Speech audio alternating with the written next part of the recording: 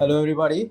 Today we have with us Professor Uma Mahesh Satyanarayan, advisor of United World School of Law of Karnavati University. Welcome to the College Dunya portal, sir. Hi, good morning. Good Good morning. talking to you, Hem. Same here. Thank you. So, sir, beginning with the interview, my first question to you is that you have held several positions at educational institutes throughout your professional career. What are the key factors that keep you connected to the education sector? To begin with, I started as a practicing advocate at High Court of Karnataka, and I started with my practice under Mr. B.V. Acharya, the renowned senior counsel. Thereafter, I went on to become a partner with Haranalli Law Firms in Bangalore. So, I think one unique thing is I hold both an experience of practice as well as academia. And thereafter, I switched on to academia, and I've been doing a lot of visiting positions thereafter. And for a short stint, I was also program director at a private university in Bangalore. And now I'm taken over as advisor UWSL. So I think that's a good mix of both academia and practice. Absolutely. That's great, sir. Moving on, my next question is that what is your philosophy on leadership and how would you like to describe your leadership style? This is an interesting question. I think, especially if it goes on philosophy, I would say it's leading by learning. I think as leaders, we need to learn, and I think that's what I keep doing on day-to-day basis.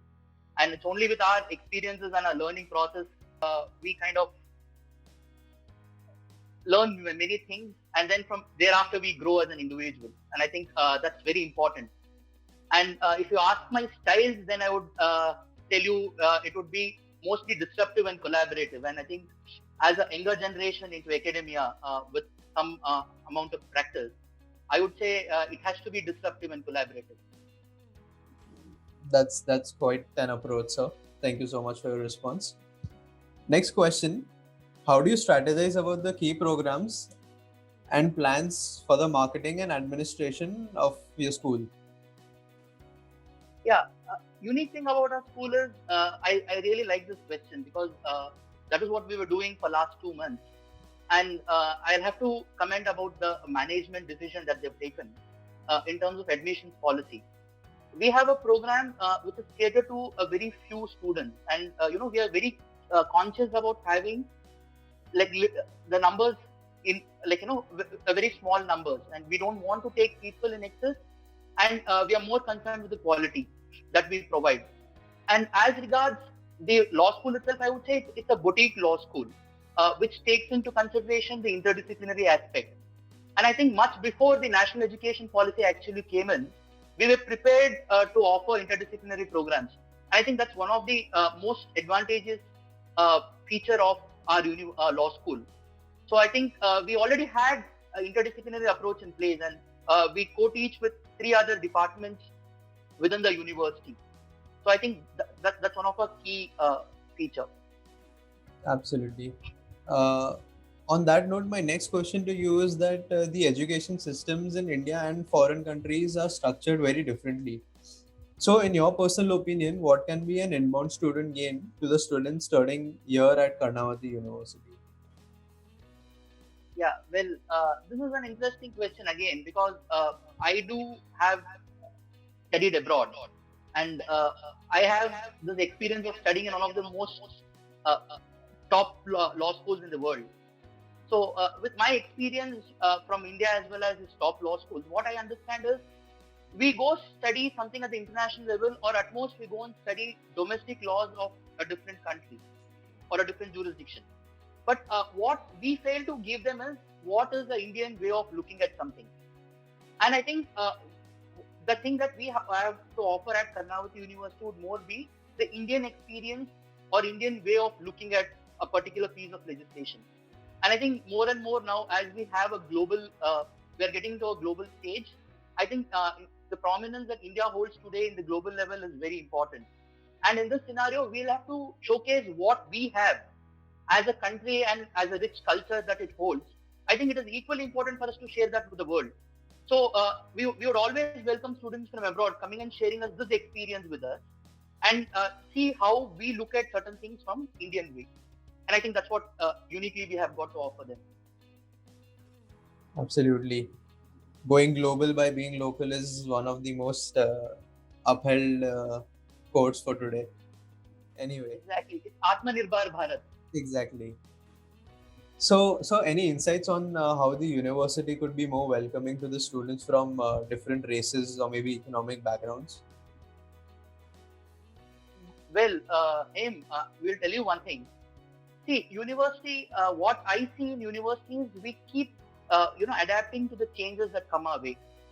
So I'll give you two instances. One is it's usually a merit-based admissions.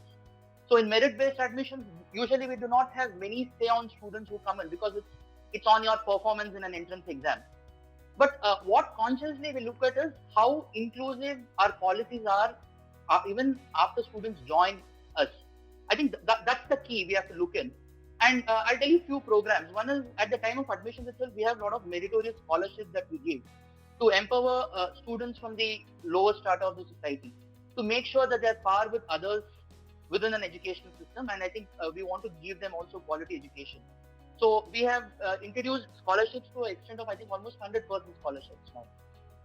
Going by that, I also have other inclusive policies which I think most law schools fail to recognize, that is of the LGBT community. I think we are also mindful of this. There are few minority students who feel left out in an academic system, and we also are we want them to be part of this education system and be an inclusive setup.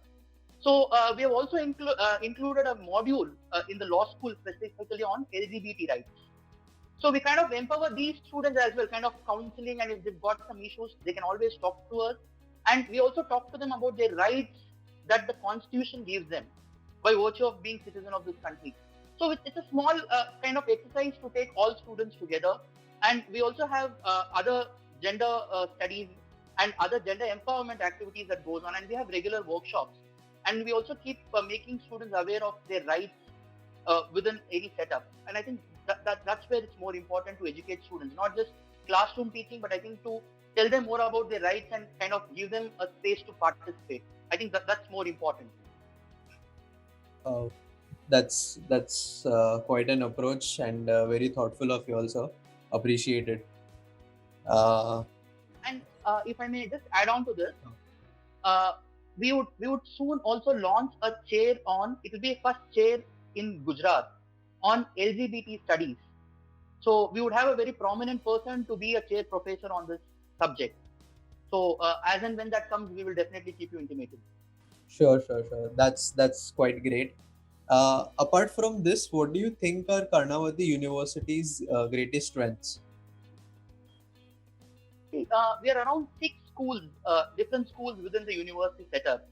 And I think the beauty that I find not just in law school but across the institution is we kind of infuse a nationalistic fervor in students, and we kind of help them in to become a good citizens in the nation building process. I think this is what a value addition that we kind of add to the students. That's this much this is needed. missing in most of the people. Yeah, we're not those uh, in the machines, producing goods and leaving them into the market. I think most universities can give them education or a classroom teaching, but what requires more is to infuse that kind of oneness and a nationalistic fervor amongst them, Right. and then tell them that, see, you have a larger aim of building the nation, and it's not just you progressing, it's the nation that has to progress along with you. I think this is what is rightly being communicated to students at every level. We kind of you should see, to just build this approach, we kind of offer celebrate so many festives within the campus and as a team. So for example, you could see how we celebrate Navaratri on campus. I think last Navaratra, this time we could not do it, mainly due to the COVID restrictions that we had. But last year, I think we had around 10,000 participants in that event.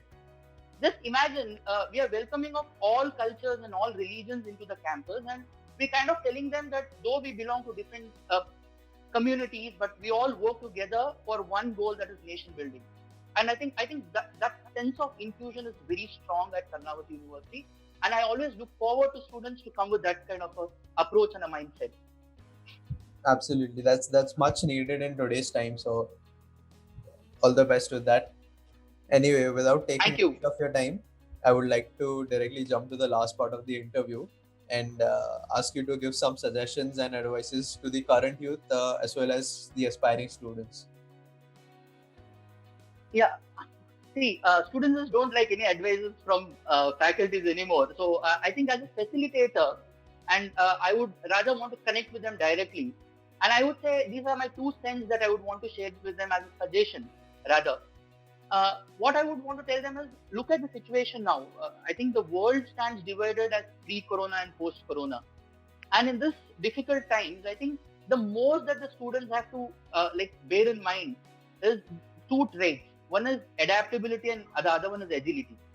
I think these 2 things are very important for you to now overcome the situation and perform well in the future. We never know how the times are going to be in the coming days.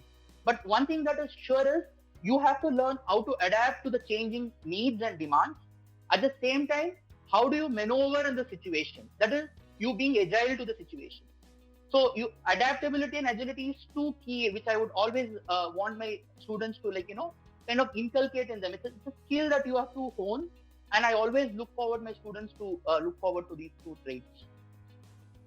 Great, sir. That's quite a motivational response. Thank you so much. I'm sure our students are going to be motivated by that. Anyway, on Thank that, you, Him. It was really a pleasure talking to you. sure, sir. On this note, I'd like to conclude the interview. And thank you so much for your time. That was quite an intellectual session. All right, sir. That was Professor Uma Mahesh Satyanarayan, advisor at United World School of Law, Karnavati University. Thank you so much. Thank you.